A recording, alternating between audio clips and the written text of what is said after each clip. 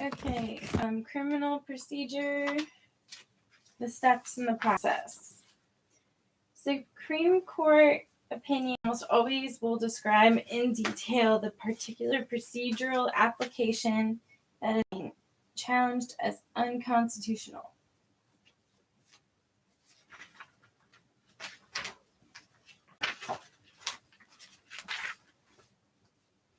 Procedures that were applied in the particular case commonly will be summarized briefly so as to place the challenge procedure in context. But that summary will assume familiarity with the general procedural structure of the process. Example, the court will simply note that the defendant was indicted or arrested without explaining what those steps entail. A similar approach often is taken when the court refers to a procedure that typically would follow the contested procedure and discusses how it would be impacted by the court's ruling on the contested procedure. Some commentators argue that even where the court's opinion fails to specifically refers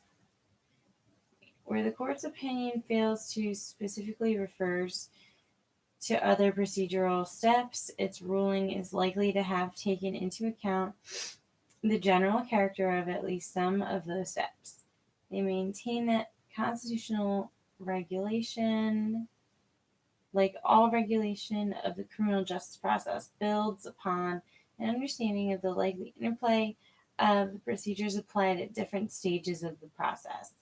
This section seeks to provide a big picture understanding of that interplay through an overview of the basic steps that typically carry the process from its initiation to its completion. The specific objectives of the overview are to position each of the basic steps within the typical progression of the process, to introduce the relevant terminology, and to briefly describe the character of the individual procedures that may be part of the particular step. As a result of the diversity in legal regulation described in Section 1, there is no standard set of procedures that are potentially applicable to all jurisdictions. When the overview describes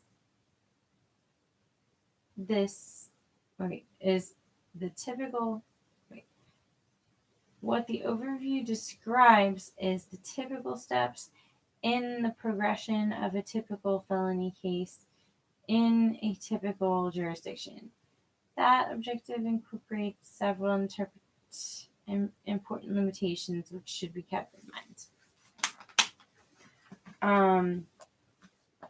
Initially, the overview concentrates on procedures developed in a substantial majority of our 52 lawmaking jurisdictions, where the jurisdictions are fairly apart from the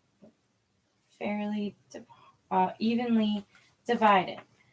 That division will be noted. But where only a small group of states depart from the majority position, that minority position will not be noted. In addition, the overview describes majority position by reference only to the basic character of a procedure. It ignores variations in other aspects of the procedure.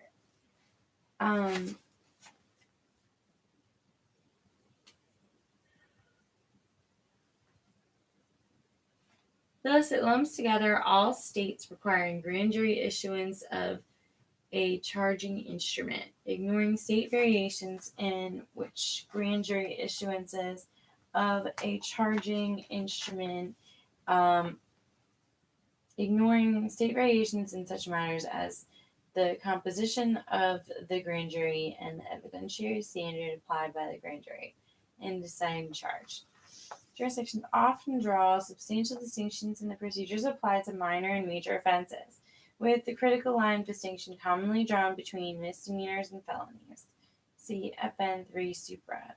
Our overview is limited to the process applied to non-capital felony cases. A substantial majority of the court's leading criminal justice opinions have involved felony offenses, although nationally there are roughly 5 or 6 times as many misdemeanor prosecutions as felony prosecutions. The exercise of discretion will determine in part which procedures are applied in a particular case. The procedure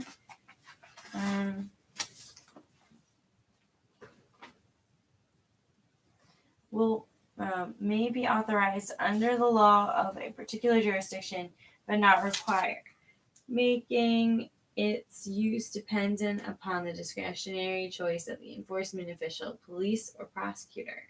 The judicial official, magistrate, or trial judge, or a defendant. Our overview, in large part, looks only to whether a procedure is authorized. Where available statistics indicate that a widely authorized procedure is rarely utilized in practice in a substantial group of states, the overview will take note of that pattern of discretionary choice. In general, however, the overview does not seek to access how often an authorized procedure actually is used in practice. Finally, our overview will not take account of variations in chronology. It will assume the chronology that occurs in the majority of felony cases. Although many felony cases do not follow that chronology, similarly, the overview discusses each step as occupying a specific place in the progression of a case. But that is not true of all procedures. While some steps have a definite starting and ending point, others are continuing and overlap other steps in the process. Investigatory procedures, for example, do not always stop with the filing of charges, but may continue through to the initiation and sometimes the end of the trial. So, 2, the decision on pretrial release, though it comes initially at the first appearance, is subject to possible reconsideration as the case progresses. Step 1, pre-arrest investigation. The first step in the processing of what eventually may become a felony prosecution most often is a pre-arrest investigation by the police. Criminal justice analysts commonly divide pre-arrest police investigative procedures by reference to the general focus of the investigation, distinguishing between investigations aimed at solving specific past crimes which police believe to have been committed, commonly known as reactive investigations. The investigations aimed at unknown but anticipated ongoing or future criminal activity, commonly described as proactive investigations. A less common third category of pre-arrest investigation is the investigator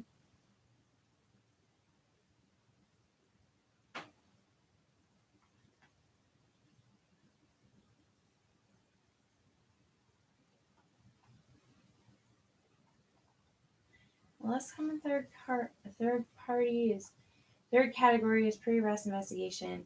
This is an investigation conducted primarily through the use of a subpoena authority of the grand jury. Each of these 3 categories of pre-arrest investigative activities is briefly discussed below.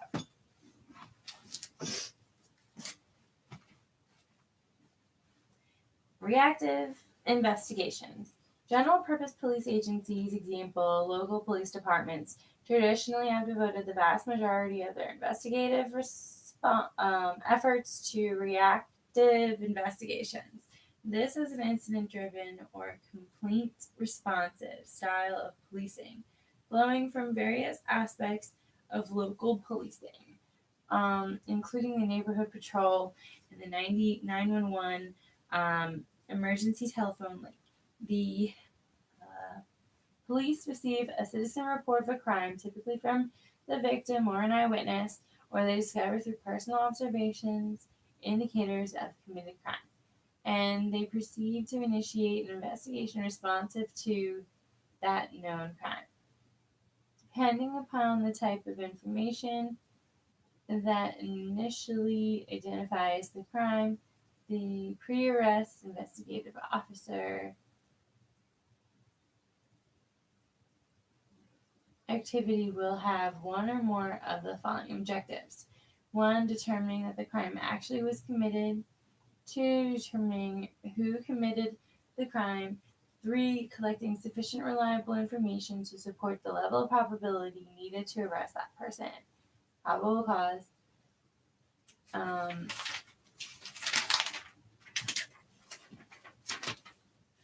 And for locating the offender so that he may be arrested. Not all cases involve significant pre-arrest investigation. In cases involving on-scene arrests, where, for example, a patrol officer comes across an individual who is in the process of a crime and immediately arrests that person, the observation which establishes their known offense often is the totality of the pre-arrest investigation. At the other extreme are the very small percentage of cases in which police detectives engage in weeks or months of pre-arrest investigation. An immense range of pre-arrest investigation procedures may be utilized by the police in reactive investigations. A variety of factors, including the character of the crime, the traces of the offense immediately available to the investigators, police agency resources, police agency policies, and the strictness of any legal prerequisites will determine which investigative practices will be used in a particular case. The most common pre-arrest investigative practices include interviewing the victims, interviewing witnesses present when the investigating officer arrives at the scene of the crime, and third, canvassing the neighborhood for and reviewing still other persons with relevant information. Example.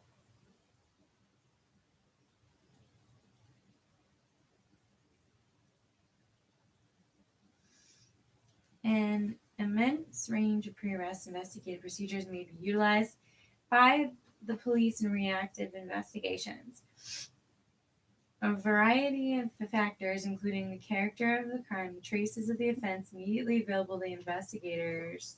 Okay, wait. Example. Okay, where was it?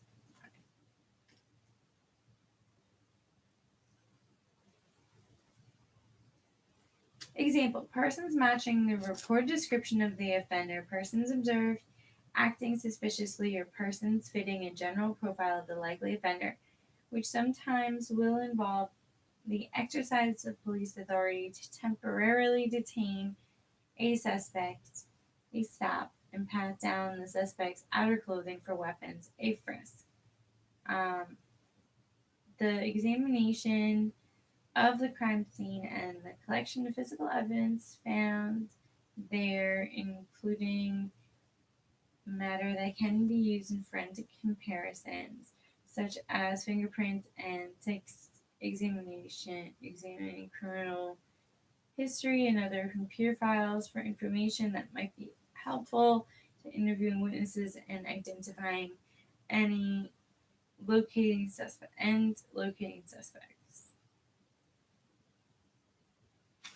Most of the above procedures though fairly common, are not the subject of Supreme Court opinions or any other judicial opinions, as they are not subject to constitutional regulation or regulation under state law. The stop and the frisk are the two notable exceptions. Various far less common pre-arrest investigative procedures that subject to constitutional regulation, and those are the procedures that have been treated in Supreme Court case law. Such procedures include the pre-arrest search for evidence of a crime in the dwelling or office of a suspect, typically requiring court order authorizing the search, described as a search warrant. Electronic surveillance aimed at intercepting incriminating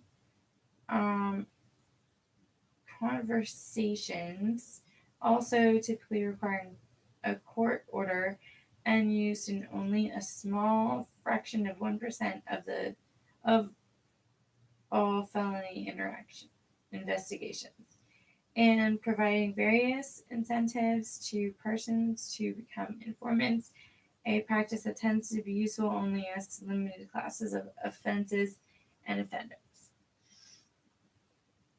Proactive investigations.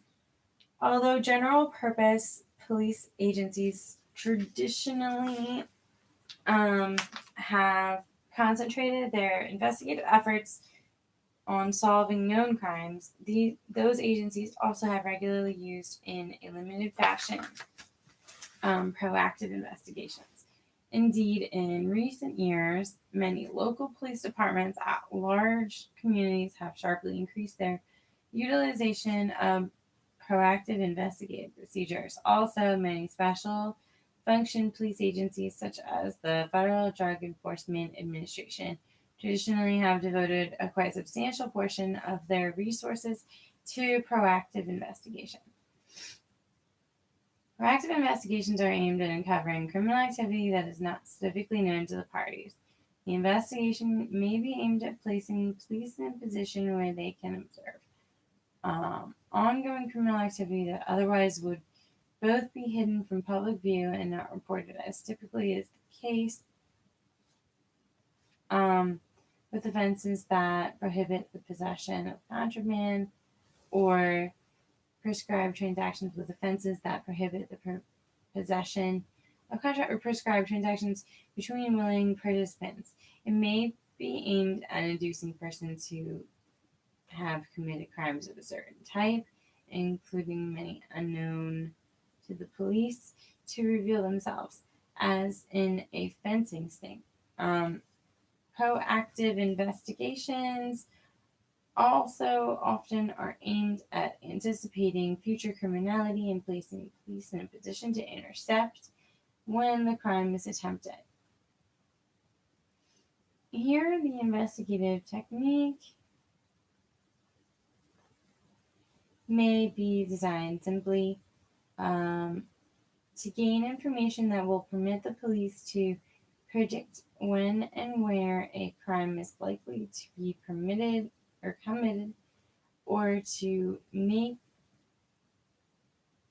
it may be designed to induce the criminal attempt at a particular time and place by creating a setting likely to spur into actions those prone to criminality.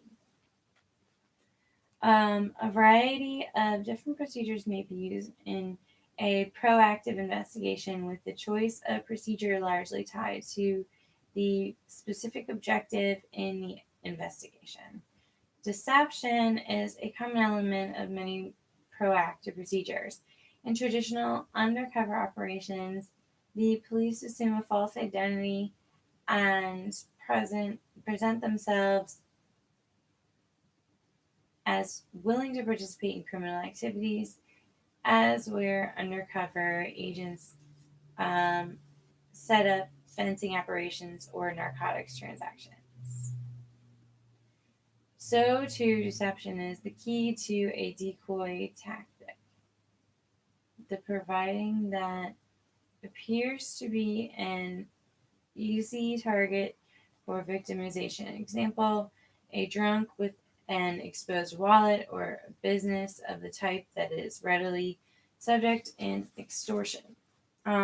Surveillance through stakeouts, covert patrols, and electronic monitoring also rests on deception by hiding the surveillance. Other proactive techniques rely on intrusive confrontations designed to place police in a position when they can observe what otherwise would be hidden to the elicit nervous or unthinking incriminatory responses that will provide a legal grounding for taking further investigative action, example, an arrest or stop. Thus, police following an aggressive motorized patrol strategy will fully utilize traffic laws to maximize stops of motorists, thereby gaining greater opportunity to peer into car windows, to ask questions, and to request consent to search of the vehicle. Similarly, under practice of heavy field interrogation, police will frequently approach pedestrians and initiate questions to determine who they are and what they are doing. Such intrusive confrontations are most always used on a selective basis, with police concentrating their efforts on those characteristics of the social environment that suggest to them possible criminality, i.e., high crime neighborhoods, suspicious class of persons, and usual behavior. In general, proactive investigative procedures are more resource intensive, more intrusive, arguably more likely to foster community opposition, and clearly pose more legal problems than typically reactive investigative procedures. Not surprisingly, they have received considerable attention in judicial rulings, including Supreme Court rulings.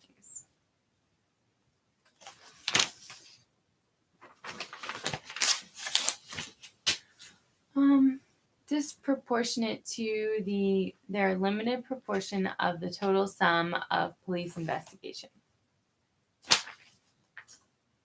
Prosecutorial investigations. Not all pre-arrest investigations are conducted by police. For certain types of crimes, the best investigatory tool is the subpoena, a court order directing a person to appear in a particular proceeding for the purpose of testifying and presenting specified physical evidence documents within his possession. The subpoena authority generally is available for the investigation of crime only through the grand jury, although many jurisdictions also grant a limited subpoena authority to enforcement agencies charged with regulating particular types of potentially criminal activities. The grand jury, although it tends to be known for its screening function in reviewing the prosecution's decision to charge, see Step 10, also has authority in conducting investigations into the possible commission of crimes within the judicial district in which it sits. In carrying out this function, the grand jurors, being a group of laypersons with no special expertise in investigation, quite naturally rely heavily on the direction provided by their legal advisor, who is the prosecutor. Thus, grand jury investigations become, for all practical purposes, investigations by the prosecutor. Grand jury investigations tend to be used where, one, witnesses will not cooperate with police. They can be compelled by subpoena to testify before the grand jury and given immunity to place their self-incrimination privilege would they refuse to testify on that ground.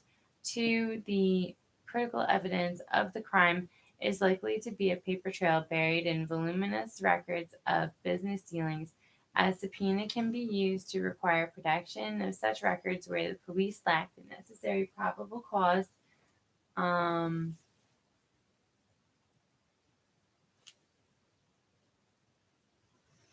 predicate for obtaining those documents through research. And three, the area of investigation is especially sensitive, reflecting a strong need to keep the ongoing investigation from the public gaze and objective facilitated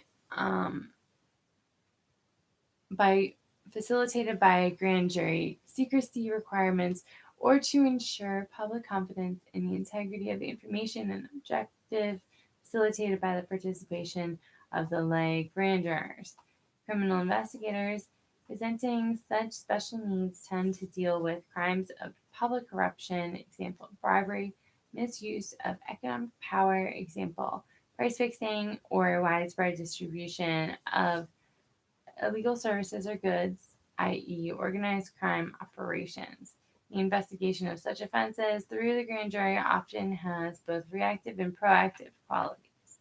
The investigation starts with some information, typically from proactive qualities.